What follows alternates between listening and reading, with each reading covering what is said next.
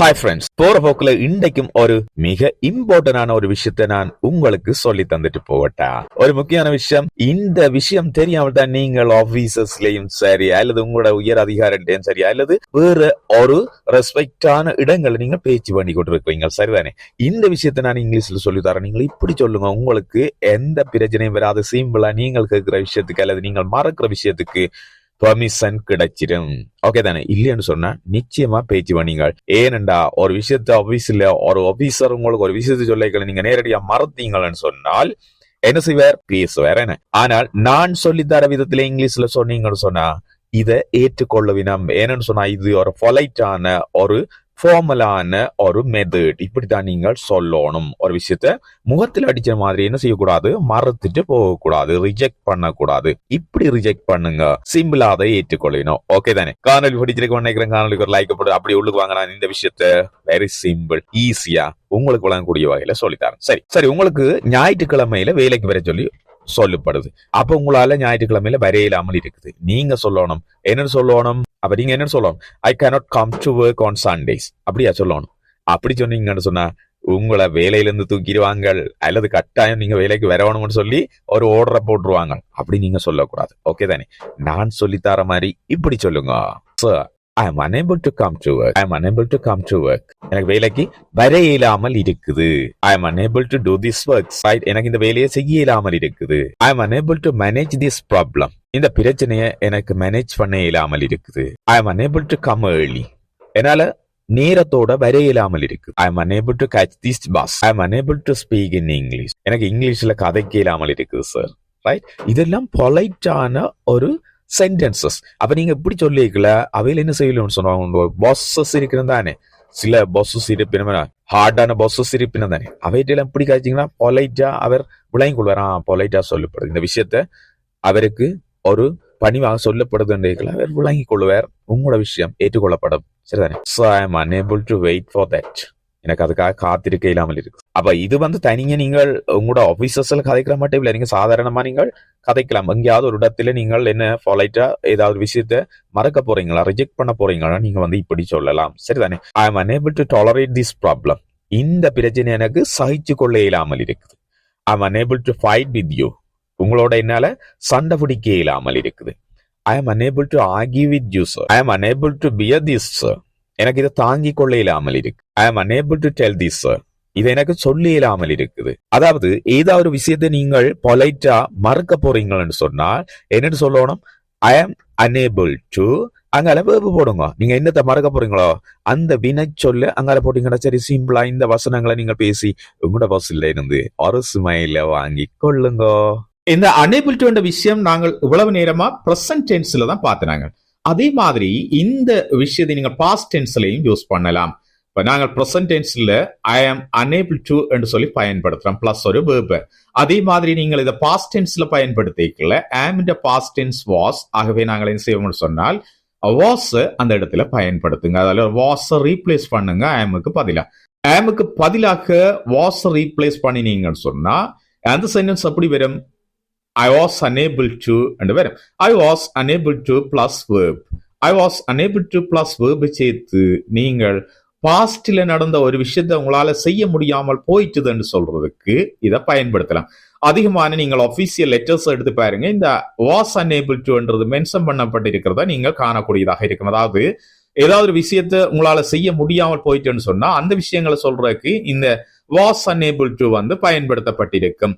இப்போ ஒருத்தர் ஸ்கூலுக்கு போக முடியலண்டா பிரின்சிபலுக்கு ஒரு லெட்டர் எழுதிக்கலாம். அந்த லெட்டர்ல நாங்கள் மென்ஷன் பண்ணலாம், my son was unable to come to class yesterday அல்லது my son was unable to come to school yesterday என்று சொல்லி ஈஸியா மென்ஷன் பண்ணலாம். அப்படி சொல்லிக்கல அந்த விஷயம் இலகுவாக ஒரு பொலைட்டான முறையில ஃபார்மலா அந்த இயலாமைய விவரிக்கிறதாக இருக்கும். அது உடனடியாக ஏற்றுக்கொள்ளப்படும்.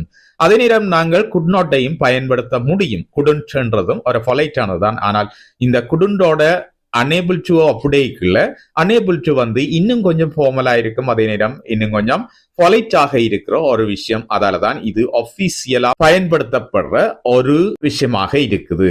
சரி, நாங்கள் இந்த ஐ வாஸ் unable to போட்டு வேறு என்ன விஷயங்களை நாங்கள் சொல்லலாம்? எல்லா விஷயங்களையும் பாஸ்ட்ல உங்களால செய்ய முடியாமல் போயிருந்த எல்லா விஷயங்களை நீங்கள் மென்ஷன் பண்ணக்கூடியதாக இருக்கும். ஒரு மீட்டிங்குக்கு உங்களால பார்ட்டிசிபேட் பண்ண முடியாமல் போயிட்டுது, அந்த விஷயத்தை நீங்கள் சிம்பிளா மென்ஷன் பண்ணலாம். ஐ was unable to participate in this meeting because of some problem. சில பிரச்சனைகள் காரணமாக எனக்கு இந்த மீட்டிங்ல பார்ட்டிசிபேட் பண்ண முடியாமல் போயிட்டுது என்று சொல்லி நீங்கள் என்ன செய்யலாம் சொன்னா மென்ஷன் பண்ண முடியும். அதே மாதிரி ஐ was unable to explain this well. இதை எனக்கு நன்றாக எக்ஸ்பிளைன் பண்ண முடியாமல் போய்விட்டது, அல்லது எனக்கு இதை நன்றாக எக்ஸ்பிளைன் பண்ண முடியாமல் இருந்தது என்று சொல்லி நாங்கள் அந்த விஷயத்த சொல்லலாம். இப்ப எங்கிட்ட இருக்கிற ஏதாவது ஒரு விஷயத்தை நாங்கள் ரிப்பேர் பண்ண வேண்டி இருக்கு, ஆனா எங்கிட்ட காசு இல்ல, அந்த விஷயத்தை மென்ஷன் பண்ணி ஒரு லெட்டர்ல எழுதுறோம்டா இல்ல இன்னொருவருக்கு சொல்றோம்னு சொன்னா நாங்க கொஞ்சம் பொலைட்டா சொல்லிக்கல, நாங்கள் இப்படி சொல்லலாம் ஐ was unable to repair these because of money problem. எனக்கு காசு பிரச்சனை இருக்கிறதால அதை என்னால திருத்த இல்லாமல் இருக்குன்னு சொல்லி சொல்லலாம். இப்ப இது உங்களுக்கு சிம்பிளா விளங்கி இருக்கு. I was unable to understand her. அதாவது அவளை எனக்கு புரிந்து கொள்ள முடியாமல் இருந்தது என்று சொல்லி நாங்கள் அந்த விஷயத்தை சொல்ல முடியும். ஐ வாஸ் unable to பிளஸ் ஒரு verb செய்து கொள்ளுங்க. இது சிம்பிளா பாஸ்ட் டென்ஸ்ல நீங்கள் ஃபார்ம் பண்ணக்கூடியதாக இருக்கும். ஐ was unable to come this party. இந்த பார்ட்டிக்கு என்னால வர முடியாமல் இருந்தது. ஐ was unable to study English. எனக்கு இங்கிலீஷ்ல படிக்க முடியாமல் இருந்தது, இங்கிலீஷ் படிக்க முடியாமல் இருந்தது என்று சொல்லி சொல்லலாம். ஐ was unable to watch this film. இந்த film எனக்கு பார்க்க முடியாமல் இருந்தது. ஐ was unable to listen this song. இந்த சாங் எனக்கு கேட்க முடியாமல் இருந்தது. ஐ was unable to come to this temple. இந்த டெம்பிளுக்கு எனக்கு வர முடியாமல் இருந்தது, இந்த கோவிலுக்கு எனக்கு வர முடியாமல் இருந்தது என்று சொல்லி நாங்கள் சொல்லலாம். I was unable to watch this match on the TV. டிவில எனக்கு இந்த மேட்சை பார்க்க முடியாமல் இருந்தது என்று சொல்லி சொல்லலாம். I was unable to bear this problem. இந்த பிரச்சனை எனக்கு தாங்க இல்லாமல் இருந்தது என்று சொல்லி நாங்கள் சொல்லலாம். அப்ப unable to என்றது பொலைட்டா ஒரு விஷயத்தை ரிஜெக்ட் பண்றக்கோ அல்லது மறக்கிறக்கோ முடியாது என்று சொல்றக்கோ நாங்கள் பயன்படுத்திக் கொள்ளலாம். அது பிரசன்ட் டென்ஸ்லயும் பயன்படுத்தலாம், அதே நேரம் பாஸ்ட் டென்ஸ்லயும் நாங்கள் என்ன செய்யலாம் சொன்னா பயன்படுத்த முடியும். பிரசன்ட் டென்ஸ்ல என்று சொன்னா ஐ am unable to என்று நீங்கள் சொல்லுவீங்க, அதே நேரம் பாஸ்ட் டென்ஸ்ல என்று சொன்னா ஐ வாஸ் unable to என்று சொல்லி நீங்கள் உங்களுடைய பிரச்சனைகளை முடியாமல் இருந்தது என்று சொல்றதுக்காக நீங்கள் பயன்படுத்திக் கொள்ளக்கூடியதாக இருக்கும். சிம்பிளா நாங்கள் பார்த்தோம்னு சொன்னா இதன் பேட்டர்ன் எப்படி இருக்கு? I was plus unable to plus ஒரு பங்காள ஆப்ஜெக்ட் நீங்கள் பாவிக்கிறேன்னு சொன்னா பாவிக்கலாம். I was unable to come, என்னால வர முடியாமல் இருந்தது. I was unable to study, என்னால படிக்க முடியாமல் இருந்தது. I was unable to go, என்னால போக முடியாமல் இருந்தது. I was unable to listen, எனக்கு கேட்க முடியாமல் இருந்தது. I was unable to start this business, இந்த பிசினஸ் எனக்கு தொடங்க முடியாமல் இருந்தது. I was unable to build a new house, எனக்கு ஒரு புதிய வீட்டை கட்ட முடியாமல் இருந்தது. I was unable to buy a land, ஒரு லேண்ட் எனக்கு வாங்க முடியாமல் இருந்தது. I was unable to repair this, இதை எனக்கு திருத்த முடியாமல் இருந்தது. I was unable to reject this, எனக்கு இதை மறக்க முடியாமல் இருந்தது. I was unable to accept this, எனக்கு இதை ஏற்றுக்கொள்ள முடியாமல் இருந்தது. I was unable to send this, எனக்கு இதை அனுப்ப முடியாமல் இருந்தது. I was unable to eat this, எனக்கு இதை சாப்பிட முடியாமல் இருந்தது. I was unable to tolerate this problem, எனக்கு இந்த பிரச்சனையை சகிச்சு கொள்ள முடியாமல் இருந்தது. I was unable to be silent, எனக்கு அமைதியாக இருக்க முடியாமல் இருந்தது. I was unable to open that shop, அந்த கடை எனக்கு திறக்க முடியாமல் இருந்தது. I was unable to cross that bridge, எனக்கு அந்த பாலத்தை கடக்க முடியாமல் இருந்தது. I was unable to visit anywhere, எங்கேயும் எனக்கு விஜயம் செய்ய முடியாமல் அல்லது போக முடியாமல் இருந்தது. இப்படி நீங்கள் என்ன செய்யலாம்னு சொன்னா இந்த unable என்ற வேர்டை வச்சு கொண்டு பொலைட்டா சில விஷயங்களை ரிஜெக்ட் பண்றதுக்கு நீங்கள் பயன்படுத்தி கொள்ளலாம். இது ஒரு ஆஃபீசியலான அதோட ஃபார்மலான விஷயம் என்றதை நீங்க நிலவில வச்சுக் கொள்ளுங்க. சிம்பிளா இந்த பேட்டர்னை யூஸ் பண்ணினீங்கன்னு சொன்னா ஏதாவது ஒரு விஷயத்தை ரிஜெக்ட் பண்றதுக்கு இதை நீங்கள் பயன்படுத்துங்க. ஓகே தானே? இந்த விஷயங்களை இப்ப உங்களுக்கு சிம்பிளா விளங்கி இருக்கும் என்று நினைக்கிறேன். அதே மாதிரி இந்த விஷயத்துல நீங்கள் கேள்விகளையும் கேட்கலாம்.